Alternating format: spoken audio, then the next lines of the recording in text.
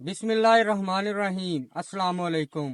मेरा नाम है मोहम्मद उस्मान नईम और आप देख रहे हैं हमारा यूट्यूब चैनल नॉलेज पॉइंट। आज हम कपास के पौधों में बाकायदगी के बारे में बात करेंगे। कपास के पौधों में बाकायदगी का होना बहुत ज़रूरी है, यानी कि कपास के पौधों की बिला वजह ग्रोथ, गैर ज़रूरी बढ़ोतरी और गैर ज़रूरी रुकावट दोनों ही हमारी पैदावार में कमी का बायस बनते हैं। इसलिए हमें चाहिए कि हम कपास के पौधों का नोड टू नोड फासला उसको बरकरार रखें, उसको मेंटेन रखें।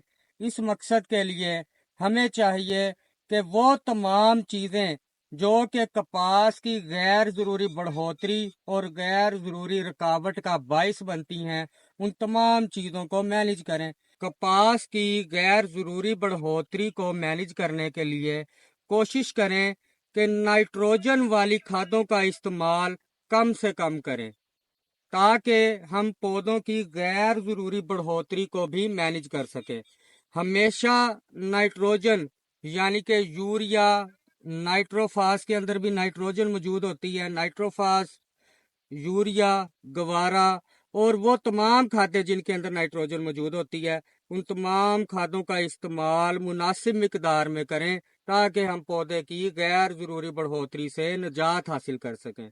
उसके अलावा मौसमियाती दबाव से बचने के लिए भी हम कपास के ऊपर ऐसे माइक्रो न्यूट्रिएंट्स यानी कि क्वांटस वगैरह का इस्तेमाल करें, ताकि हमारी फसल गैर ज़रूरी रुकावट से बच सके और हमारी पैदावार अच्छी से अच्छी आए।